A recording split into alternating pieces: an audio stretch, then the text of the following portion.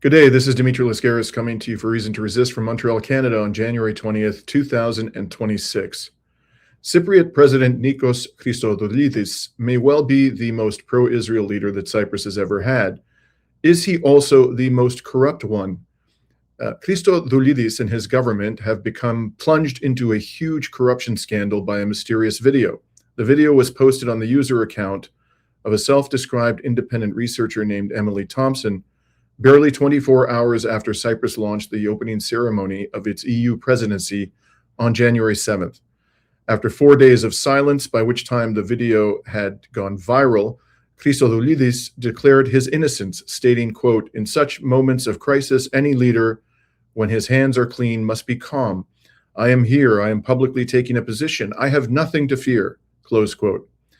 Christodoulidis also claimed that Cyprus had been the victim of what he called hybrid warfare, saying that foreign states and the European Union itself had weighed in with help to source the origins of the 8.5-minute video.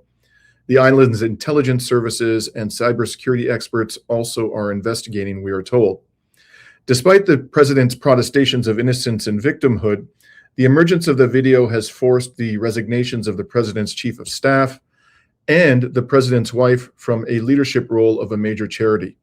The video includes incriminating statements from the CEO of a major Cypriot construction company called Cyfield. Cyfield has extensive dealings, by the way, with Israel. The video also implicates a Russian-Israeli billionaire.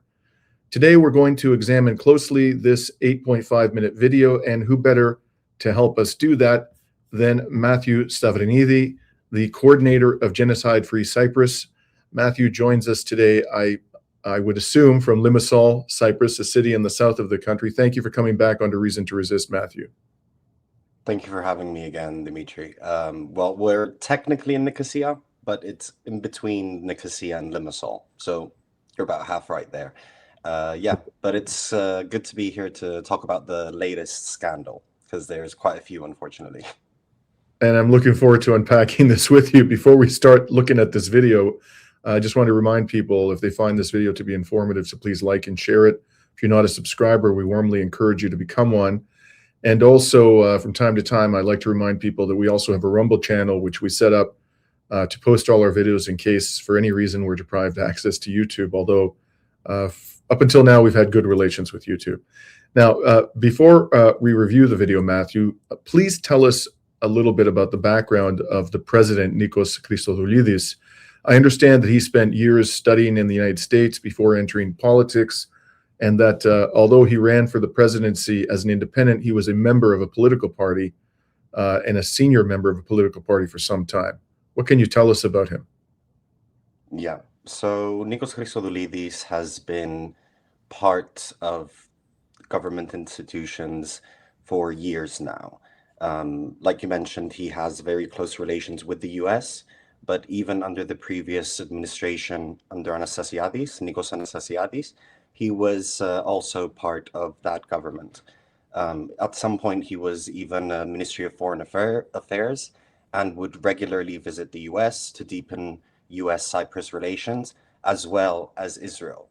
So on several occurrences, he had traveled to Israel to meet Netanyahu and the President Herzog and other Israeli high-level officials in order to deepen the ties between Cyprus and Israel. So for years now, he's had this tendency to try to bring relations between Cyprus, the US, and Israel closer. And he was part of the previous administration, which has also been involved in several scandals. One which is quite similar to this in some form with the golden passports, which I'm assuming quite a few people know about. It was a undercover reporting done by Al Jazeera, where they basically saw that the Republic of Cyprus would sell European citizenships to people who were even sanctioned and had international arrest warrants against them.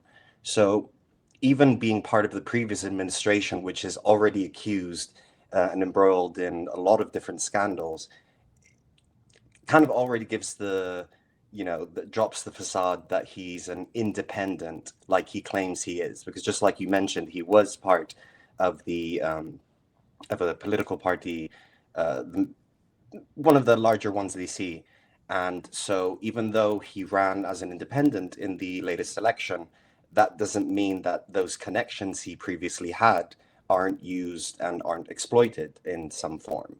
So, and this latest video just goes to reveal as well what, what type of funding he received for his campaign to get elected, and even afterwards, which is even more implicating. So yeah, there's a lot to be discussed, a lot to look at in this video. None of this is shocking to Cypriots.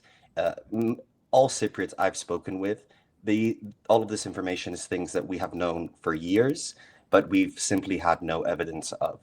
So hopefully now that the government's under intense scrutiny, we can put even more pressure on this from multiple directions, and especially because they're leading the EU presidency right now, it's even a more critical time for Cyprus. There's a bit of an irony with some recent statements the president said about the presidency priorities, which is very ironic because he does mention corruption. That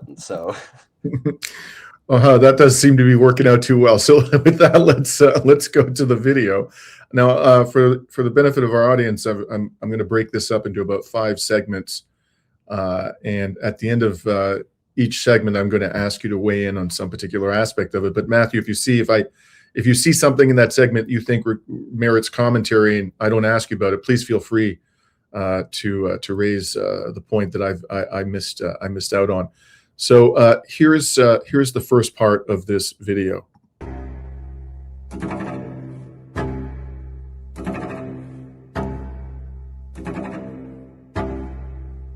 He burst onto the presidential scene in 2023, promising to root out corruption after the last government. 2 years later, the worst fears of Cypriot citizens have now been confirmed. He hasn't thrown out the old corrupt methods. They've simply evolved. Then in 2018, he became foreign minister of finance. But more importantly, we are very good friends. He calls me frequently. He trusts me, which is very important. So I was one of the first people who supported him when he started campaign. So let's pause there. We just heard statements from a character by the name of Yorgos Lakotripis, who is, I understand, the former Cypriot Minister of Energy, Commerce, Industry, and Tourism. Israel, Greece, and Cyprus have extensive dealings in the energy and tourism sectors. And in 2013, when he was the energy minister of Cyprus, Lakotripis signed a tripartite memorandum of understanding between Israel, Cyprus, and Greece to cooperate in energy and water resources. The photograph I've put up on the screen there actually appears currently on the website of Israel's embassy in Cyprus. Mathiou, what can you tell us about the background and political career of Lakotripis? Yeah, so just like you mentioned, he was the former Minister of Energy, Commerce, and Tourism. So that was between 2013 to 2020. And during that time, basically, the government in general was trying to increase relations with the US and Israel. So what we see now so I'm jumping a bit ahead, but what we see now as the 3+1 alliance between the US, Greece, Cyprus, and Israel has been years in the making. It's not something that has suddenly sprung up. It's been a slow, gradual push to embed all these imperial powers in the region to basically create much more secure part of the Eastern Mediterranean. And that way they're able to exert their control over the region. But after he was the former, after his time as Minister of Energy, he worked as a private investment advisor and was appointed honorary consul of Kazakhstan in 2023. Now, what my point, the point that I'm trying to make in mentioning these details is that, like a lot of government officials do afterwards, is they go into the private business of their sector. And essentially, they're able to profit off of the policies that they could once implement when they were either in government at the time, or when they have close connections to people who are currently in government and can influence policy that way. So just jumping straight in from governance straight into the private sector already gives you an indication of the type of person this is. This isn't someone who's wanting to do the better good for the Cypriot people or the local community. It's about opportunistic profiteering, either on a social level, so during his time as a Minister of Energy, and then afterwards kind of taking advantage of his positions and his newly gained connections as well, in order to basically clearly make a profit as a private investment advisor. So now we're basically reaching a point where he has very close relations with the president, as is evidenced by the way that he talks about him as well, and the pictures. So he has quite a bit of influence, and it is significant, this person being exposed in this video. So in terms of yeah. Why don't we continue and hear what he has to say? He's got a lot more to say in this video. Oh yeah. He funded his campaign with illegal cash, disguised as donations, to bypass the €1 million limit. In the elections, they have a cap of about 1 million, right, in the presidential elections. So sometimes they have to depend on cash to be able to go above that budget. He has a cap. Campaign, they have to be there. And they spend the money in cash. This is in cash. When the president needs cash, he calls his chief of staff, his brother-in-law.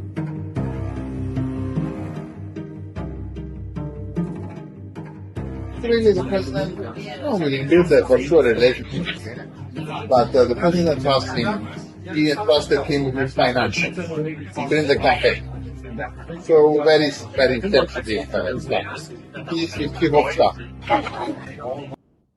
So let's just pause there for a moment, Mathiou. Could you please talk to us about this campaign spending limit that they just referred to? What's that all about? So there's a very clear spending limit on how much you're able to donate to a specific political party or individual.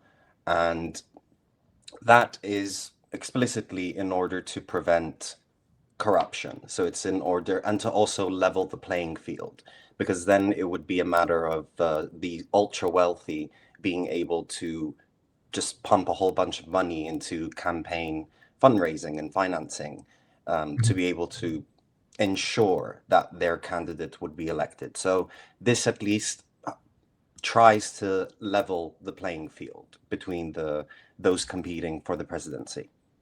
And this would be the campaign spending limit with respect to the presidential election in Cyprus, is that correct? Yes. Right. So there's a total, if I understand correctly, there are limits applicable to how much an individual can contribute, but then there's an overall spending limit on the campaign. They can only expend so much money in pursuit of the office, right? Is that correct? I'm not sure exactly on the overall spending limit, but I'm definitely sure there's mechanisms in place where they can't overspend on certain aspects of the campaign, because again, that would just influence the election at the end of the day. So all of these measures are in order to prevent the large corporations basically selecting the president just because of how much funding they can provide. Do you know if corporations themselves can contribute, or can only individuals contribute? So businesses do contribute to political parties. Some are more open about it than others. A lot of businesses tend to want to remain anonymous, and we hypothesize that it's mainly due to because if people find out how much they're giving these parties and then looking at the benefits that they might gain from these donations, it becomes a lot more evident that there might be corruption happening. Okay, let's continue. To his campaign now. And they pay instead of money transfer.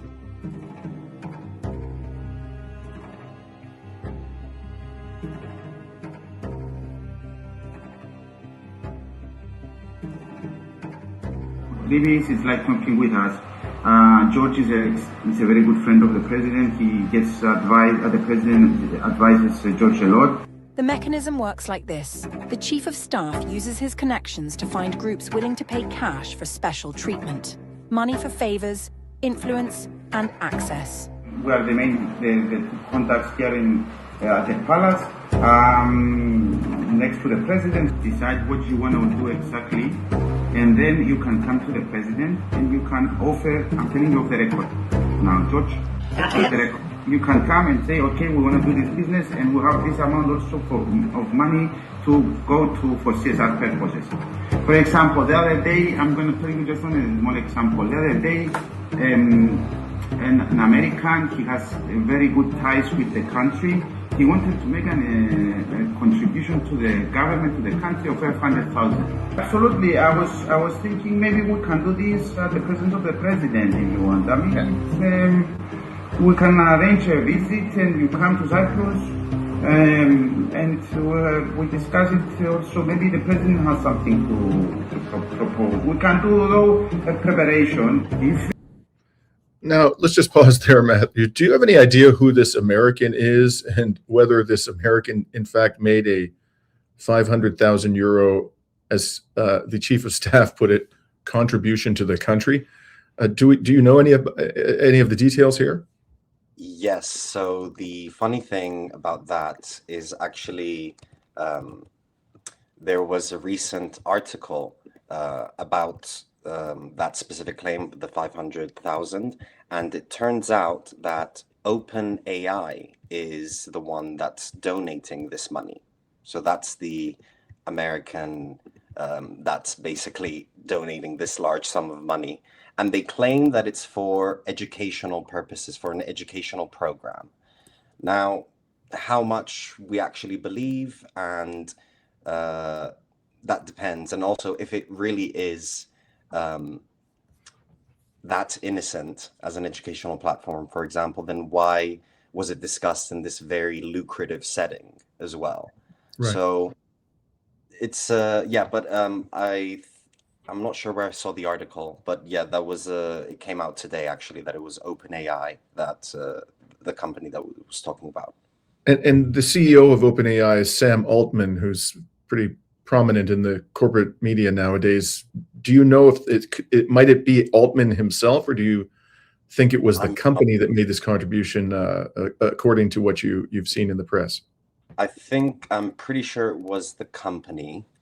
And let me just quickly, so OpenAI link identified as source of 500,000 investment. Right. Yes. So basically, the Deputy Minister of Research, Innovation, and Digital Policy, they identified them as the American investor. And now what they claim is that basically that this is meant to advance discussions. And apparently they claim that they started discussions in September 2025 for ChatGPT for Education program for technical schools. Mm-hmm. Now, again, because of the lucrative setting of when this was discussed, it's very difficult to kind of see what the true purpose of these investments are. Because now, especially Cyprus is heavily investing in AI, and they're also investing in their defense industry, specifically drone technology. So depending on how you could phrase the term education, they could theoretically mean research into further AI development, which could be used in military capabilities. Mm-hmm. So that's why it's at least we try to not believe what the government explicitly says and kind of look at the deeper connections between the links. Okay, and by the way, has OpenAI or any other AI company established or sought to establish data centers in Cyprus? So in terms of data centers, I'm not 100% sure, but from what I know, no. Right. I could be wrong though. I would have to look more into it. But there isn't at least a well-known data center in Cyprus. Okay. So yeah, it's a bit of a strange, source, essentially, especially because there has been a lot of focus on AI technology and the growing relations with Israel, specifically in research and development. So Right. that's why kind of linking everything together, it seems a lot more sinister than what Right. they claim it to be. Okay, let's continue with the sinister stuff. You go through the procedure with George, let's say, start working on the applications, and you face an issue, give me a call. And By the way, I just want people to be clear. That's the man who's speaking is the chief of staff who just resigned. Is that correct? Yes, and also the president's brother-in-law. Right. Okay. Let's continue. I will call them to prioritize it. Sorry, what?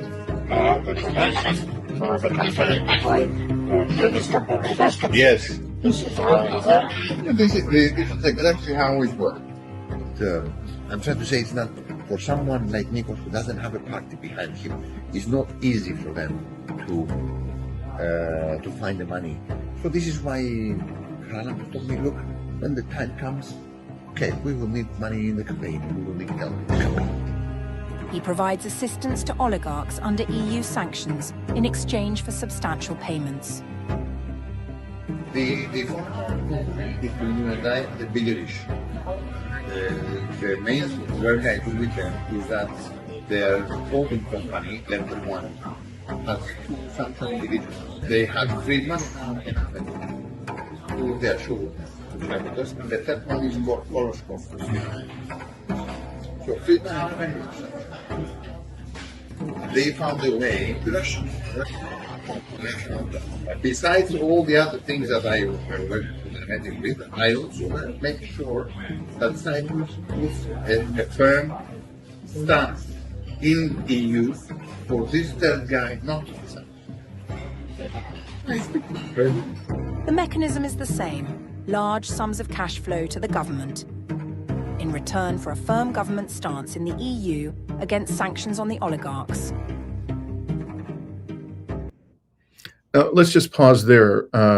So we heard Lakotripis in this segment refer to a pharmaceutical company and a holding company. Then a document appeared on the screen which seemed to be from the sanctions list of the Office of Foreign Assets Control. And the name of a sanctioned individual appeared on that list. His name is Mikhail Fridman. Mikhail Fridman, I understand, was born in Ukraine and is a citizen of both Russia and Israel. And interestingly, oh, by the way, he's reported by Forbes to be the 9th richest person in Russia as of 2023. And interestingly, he apparently lived in the UK during the first year or so of Russia's special military operation in Ukraine, which began in February 2022. Then in October 2023, he left the UK. I suspect that was for reasons relating to the British government's desire to sanction Russian oligarchs. And he went to Israel. And this was just a week before the October 7th attacks. And then after the attacks, within a matter of days, according to press reports, he decided, you know, maybe I'm going to return to Russia after all. And he left the genocidal entity. In any case, there are two other Russian oligarchs who are referred to in this segment, Mathiou. One of them is Peter Avin, and the other is Andrei Kosogov. And the companies that are referred to in this segment are Letter One and a company called Remedica. So, Mathiou, what can you tell us about these oligarchs and their business dealings in Cyprus? And specifically, what can you tell us about Remedica and Letter One? Yeah. So oligarchs have a long history in Cyprus, kind of from the previous scandal under the previous administration during Anastasiadis's time, when we had the golden passport scandal. In a sense, it's a similar principle. You have rich, wealthy foreign oligarchs willing to invest money, spend money either in property or as campaign donations, so some form of monetary exchange, in order to facilitate some sort of benefits. So, from the Golden Passport scandal, where you had people who were sanctioned, who had international arrest warrants against them, gaining EU citizenship through that mechanism.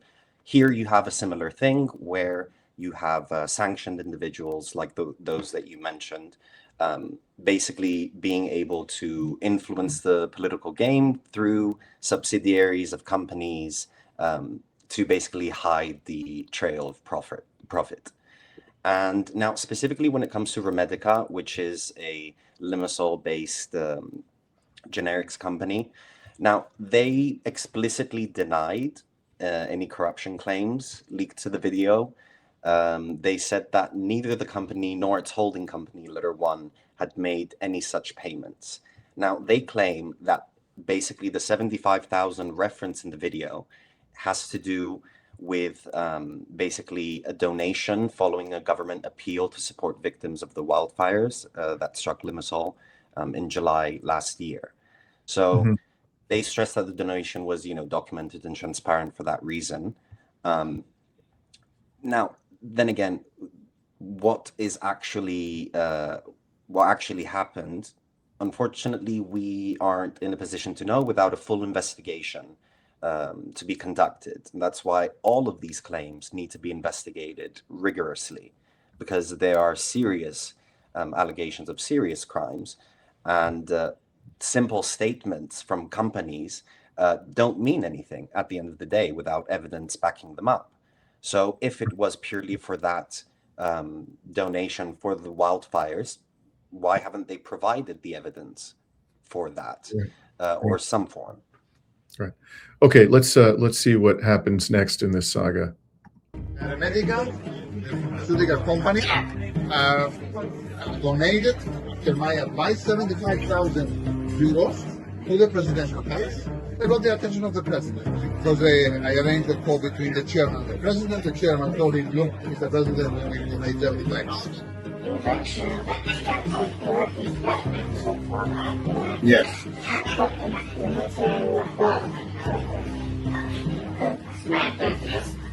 They issued the permit in 2 weeks.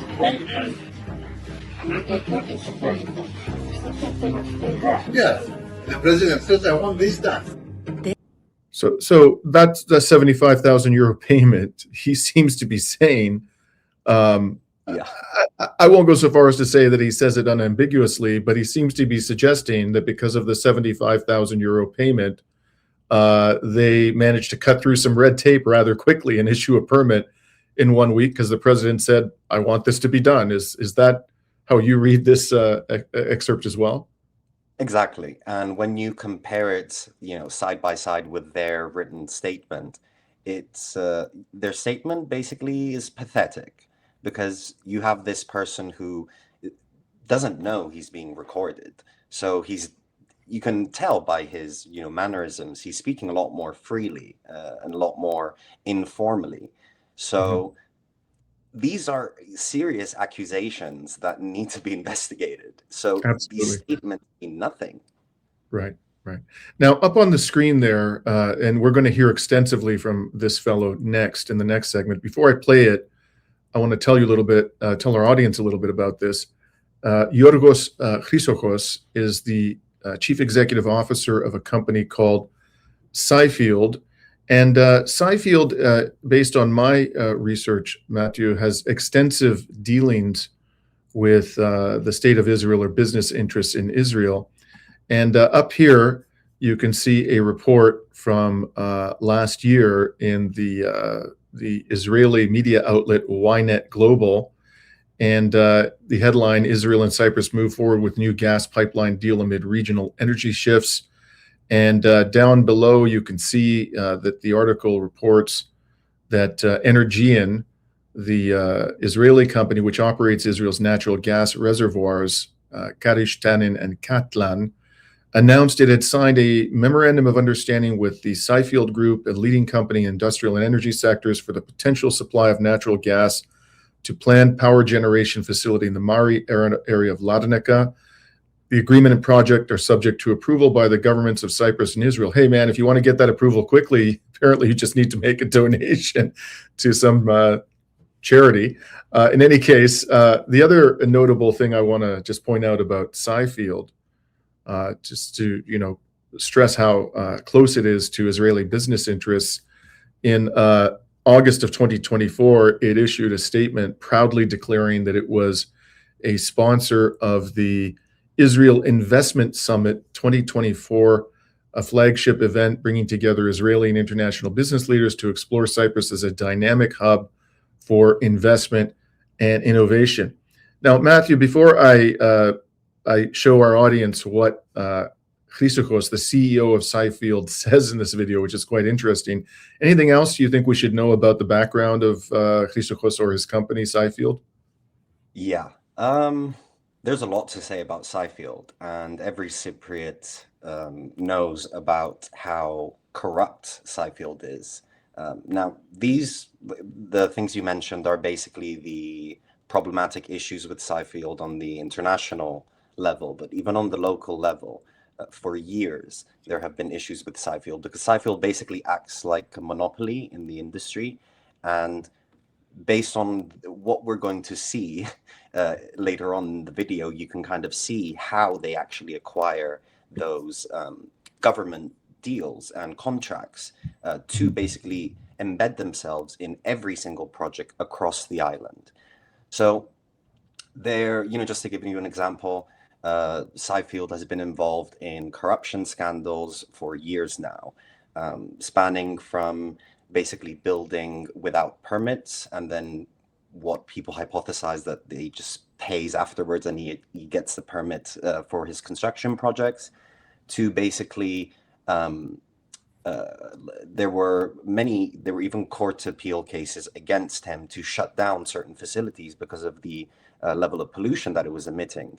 And the activists who basically struggled for years in the community to shut down that business eventually managed to get a court order against Cyfield, but he kept running the business even after the court order was issued, but the police wouldn't take any action, even though they have full legal reason to detain the person responsible. So even on a local level, Cyfield has been extremely problematic. Okay. This is, these relations with Israel is just an extension of the greedy capitalist system. Right. Well, here's some interesting comments from one of the participants in this greedy capitalist system. Mechanism is being actively used by major companies like Cyfield, Cyprus's leading construction company. I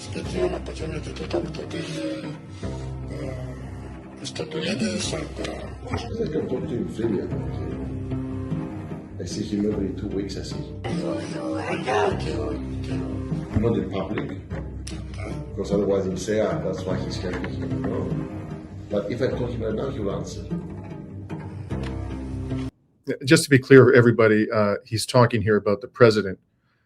So he's saying, I see him every week, try not to hang out with him in public. If I call him right now, he'll answer. And it doesn't stop there. Okay. No, the relationship is one of the biggest assets. Everyday communication. Let's see it's like my girlfriend. It's like my girlfriend. Oh my God. Brought this project to completion in March by going office to office, government authority to government authority, pulling the right strings. The First Lady receives bribes disguised as donations for favors. In the meantime, support the presidency in their projects. But you, as president, said,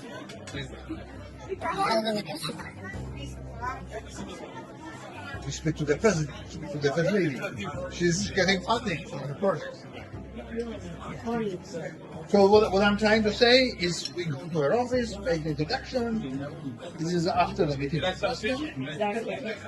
You meet the first lady. If the president has projects, we help. Otherwise, she does that. So, she sent me a letter. They're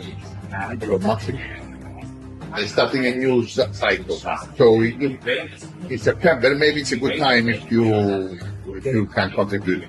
Every time she holds an event to raise money, I'm there. His wife comes to this channel of She's using all the time to get support. You should always be under the publicity. Right? So we give her 10,000 every year. It's not much, but we support other initiatives as well. We pay, I say, 250,000 every year of donation. Every time the government is hosting a philanthropy event, the president, I am there.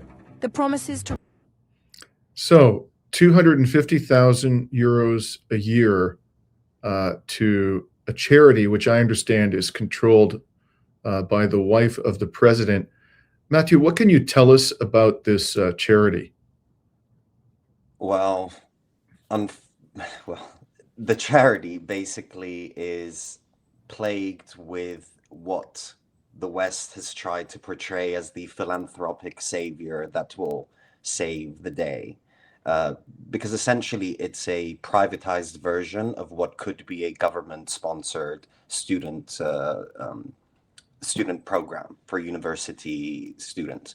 So basically this is a private fund in order to help vulnerable students get an education after high school.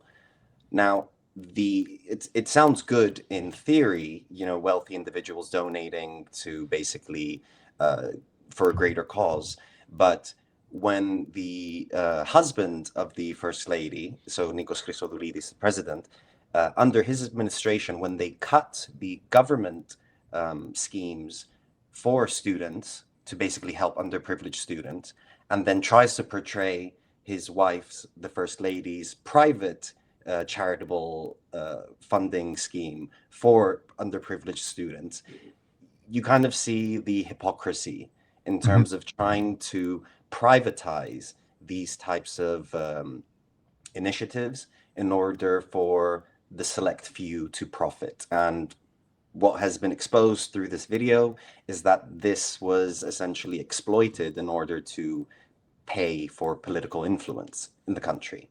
Right. So yeah, it's honestly it's just been weaponized to protect, to act like this humanitarian charity that helps these students, when in reality there are even like a lot of people who have discussed this. Some people have made some public statements about the charity, of how that they're very selective in which students they actually choose to get these scholarships to study.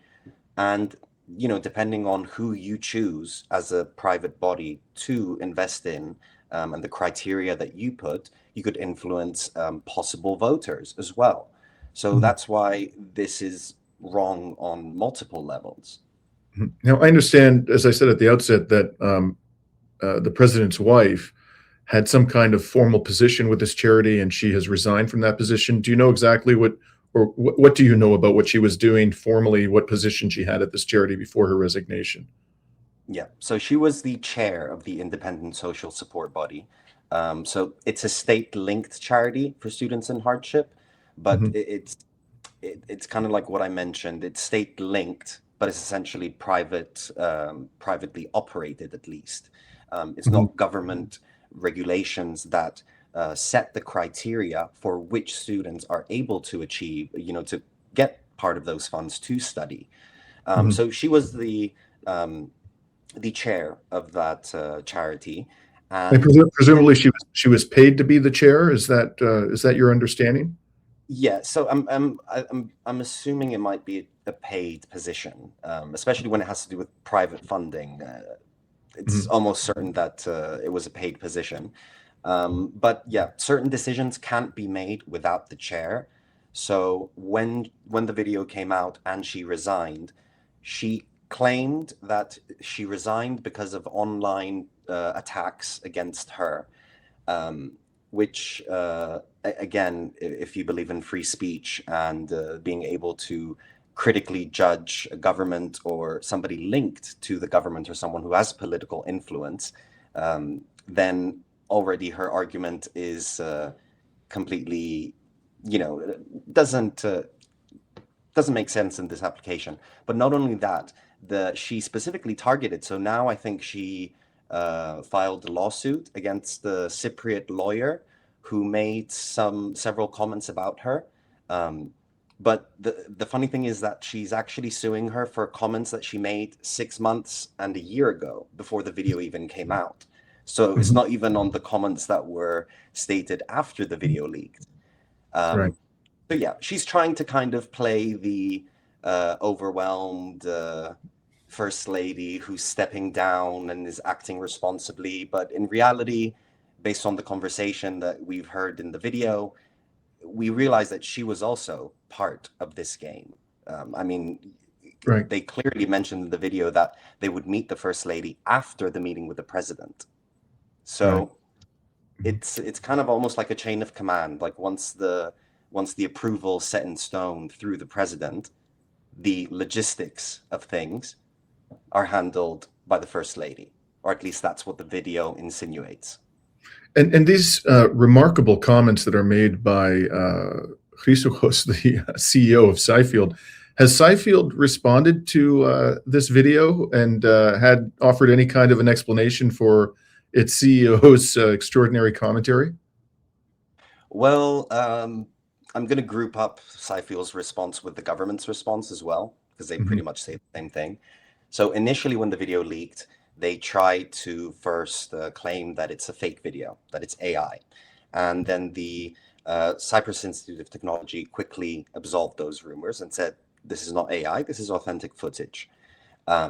Then they tried to basically frame it that the video is taken out of context, and that with the full context, it's not implicating, talking about donating bags of cash and all of these things. Apparently in other contexts, apparently it makes sense and is legal.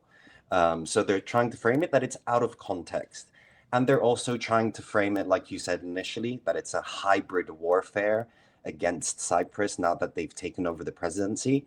So they've really tried to nitpick on who this profile is or who actually uploaded the video, instead of answering the questions on hand, which is all of the allegations that they're up against. So Cyfield's response has mainly been consistent with the government, that it's out of context and that it's basically targeted now that Cyprus has the EU presidency in order to delegitimize the government, which, look, at the end of the day, they're delegitimizing themselves. Right. Well, what legitimacy do they have left after working so closely with the genocidal regime during a genocide? I mean, hard to imagine anybody viewing this government at this stage as being legitimate. I just want to mention, now that you mentioned that, just to realize how sick our president is in terms of the relations with Israel, is that he's the person who, I don't remember how many months ago, but traveled to Israel, met with Netanyahu, and on camera called him his dear friend. So at this point, he was under indictment, I imagine, Netanyahu? Oh, yeah, no. The ICC arrest warrant was already issued against him. This was only maybe 6 months ago. It hasn't been that long since he said this. Wow. So let's just watch the last few seconds of this video, and then I have some more questions for you. Corruption in Cyprus were broken. He used illegal cash to fund his first campaign and is now doing the same in preparation for the next presidential election. Crony capitalism hasn't gone anywhere.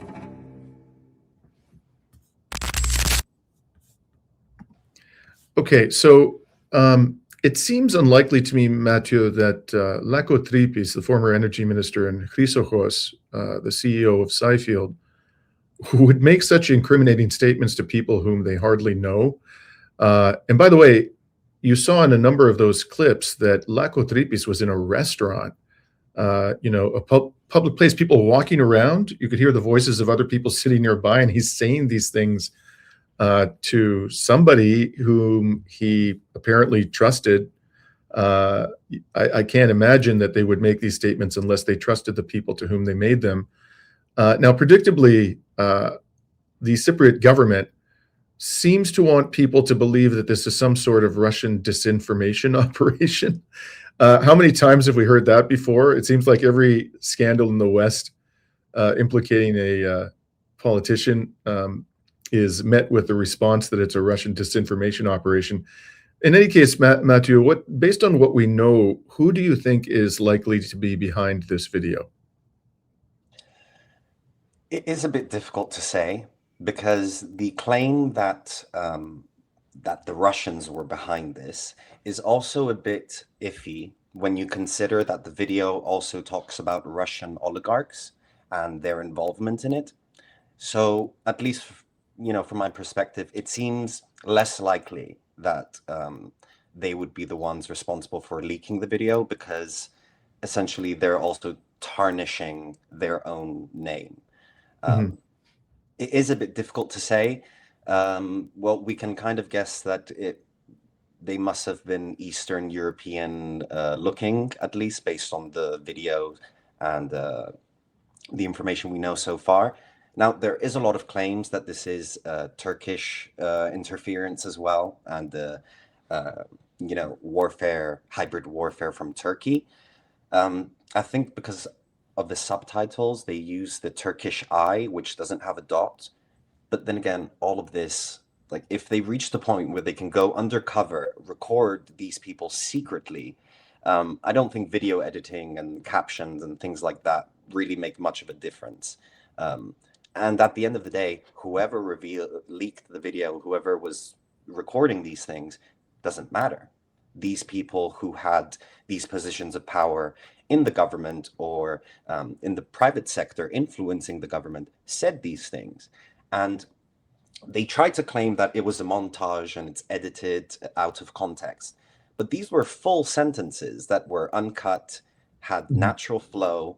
And also the Cypriot accent is very difficult to, edit to make it seem coherent. So how out of context can you be when talking about bringing bags of cash to the presidential palace to basically get on his good side? Yeah. How out of context do you have to be where that is at any point legal anywhere in the world?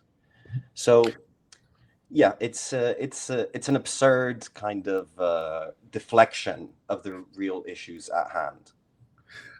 I agree totally that whatever the source of this may be, it's the statements, the evidence contained in this video that matters.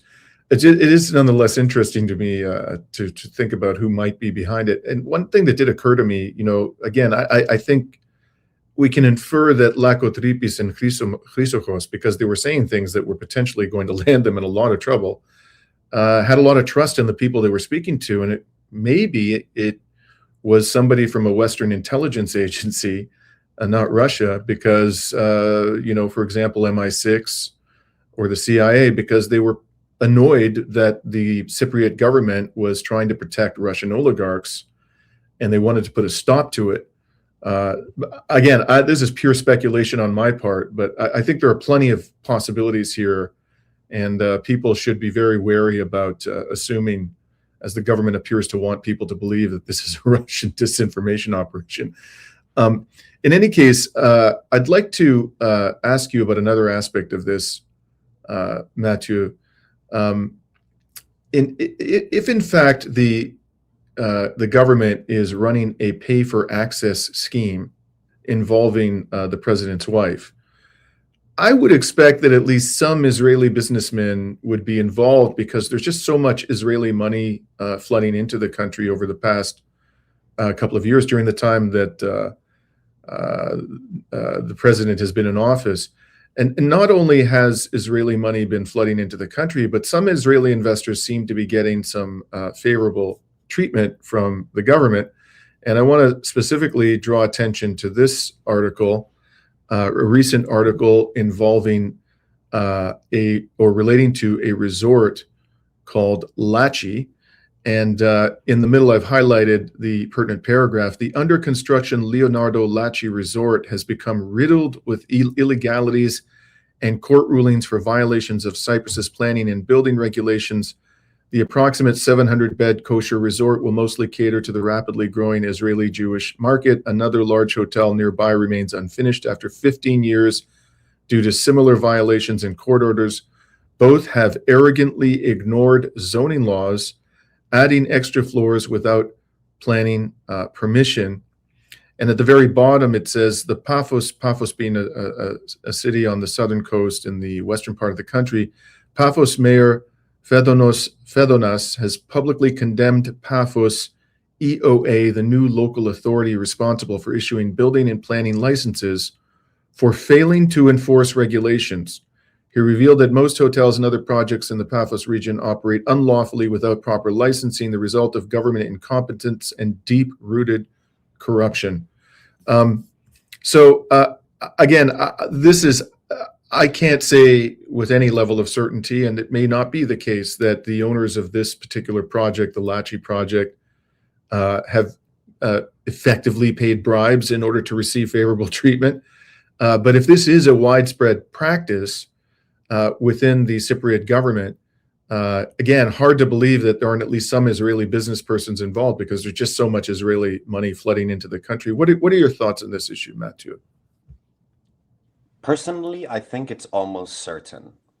Statistically speaking, you have this huge influx of Israelis moving to Cyprus, either partially moving because some people are only investing in certain properties and they live and travel back and forth to Israel. You have hundreds of flights a week directly from Cyprus to Israel. So, especially since October 2023, there has been this huge wave of Israeli investment in the island. And they're treating the island almost as a place where they can make profit, because they can basically do these large-scale investment plans, generate a whole lot of profits, especially in the property market.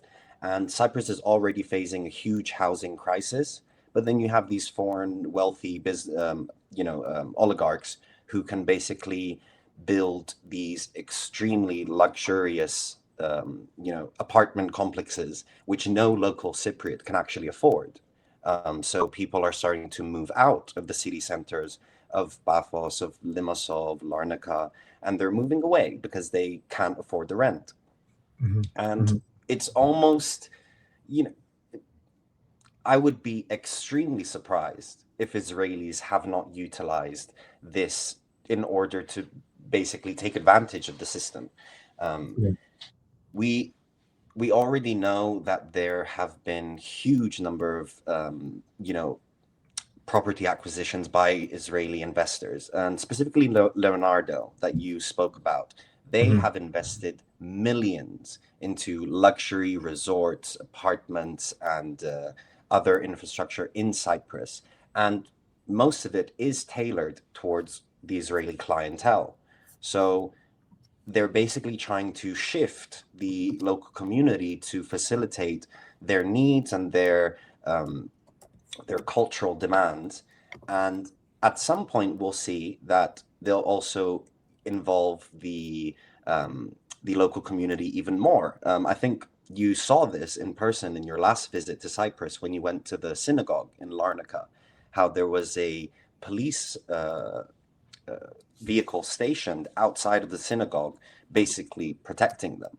So mm-hmm. using taxpayers' money to protect the Larnaca, the Israeli community, which I'm not saying they don't deserve protection. Of course, every person deserves protection, but it's a matter of you're basically allocating resources in order to specifically help this one group that resides within the island, and you're not doing the same to others. So this is clear favoriting of the Israeli community that is building in Cyprus.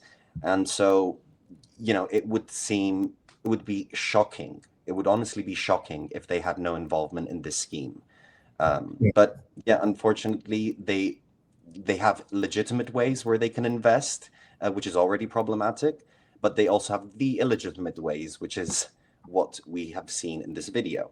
So essentially, they have access to both mechanisms to do whatever they want on the island, because the government is already extremely accommodating of Israeli investors. And just for the benefit of our audience, I want to remind people, if they haven't seen our report on this, the Leonardo chain is a luxury chain of hotels that is owned by Israel's Fatal Group. I believe it's the largest property developer, or it might be the largest corporation in the hospitality sector in Israel. But there are Leonardo properties now all over Cyprus and Greece, as we've covered previously on this program. Now, Mathiou, before I let you go, I wanted to ask you about a question which is unrelated to this corruption scandal, because it's such a pressing question, and that is, personally, I believe that there is very likely to be an attack on Iran by the United States and/or Israel in the coming days. Whatever some people may be saying about Trump having decided not to attack Iran, I think that's extraordinarily naive, and that there's an overwhelming likelihood that he will. And I think that could happen at any time. And as you know better than anybody, Cyprus has been used, particularly the Akrotiri military base, but not just the Akrotiri base, the UK base on the south of the island, as a staging area for attacks on targets in West Asia, including Yemen. It's been used to send spy planes, British spy planes, over Gaza as Israel was carrying out the genocide. It's been used to send huge quantities of weaponry to Israel during the genocide.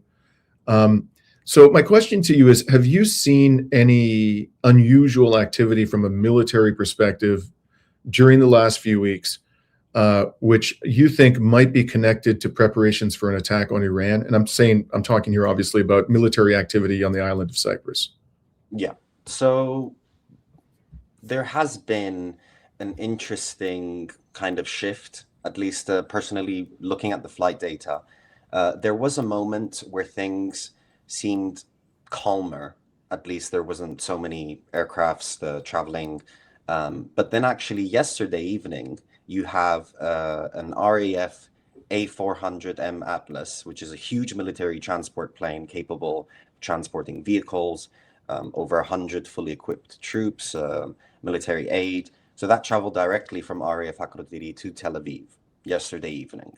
Not only that, you have, so shortly after, well, actually 1 day before the UK government announced the termination of spy flights over Gaza, you had these new protector drones stationed at RAF Akrotiri.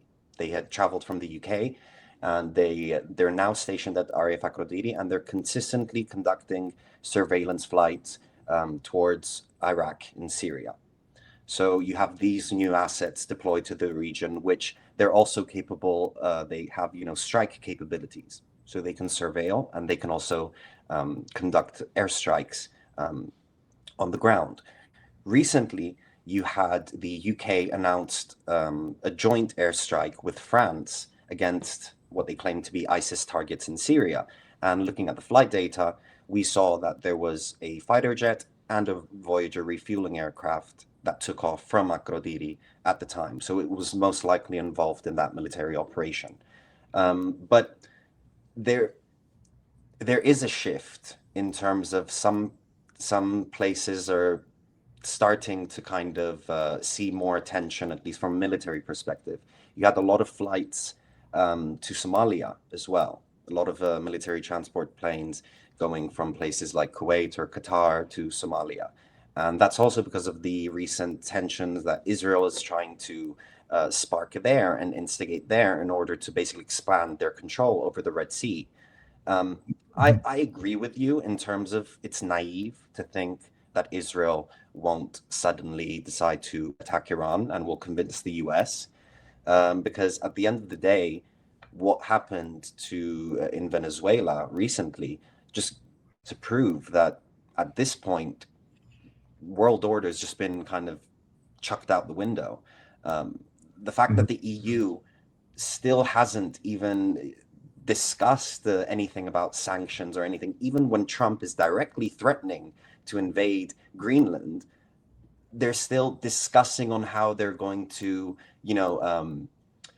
respond. What is there to discuss? You have what is supposedly your ally threatening to invade one of your member states, essentially, and you're still questioning whether, what is the appropriate response. Now, if this was a country, for example, Russia or Iran, what would the response from the EU been if they had threatened to invade Greenland or to buy Greenland from Denmark and the people living in Greenland? It would have been a completely different response. It would have been much more visceral, much more reactive. While here, when it's anything to do with Israel or the US, it's a clear bureaucracy, red tape of we need to discuss things over and over again until we reach a consensus. And that just basically shifts all of the responsibility to later, after we've discussed things as a whole, while the US is currently selling Venezuelan oil, or you have Israel continuing in its genocide in Gaza, and it's continuing its attacks in Lebanon. So all of these things that governments worldwide are discussing, and they're trying to show face as if they respect world order anymore. It's just a pathetic media stunt, in my opinion.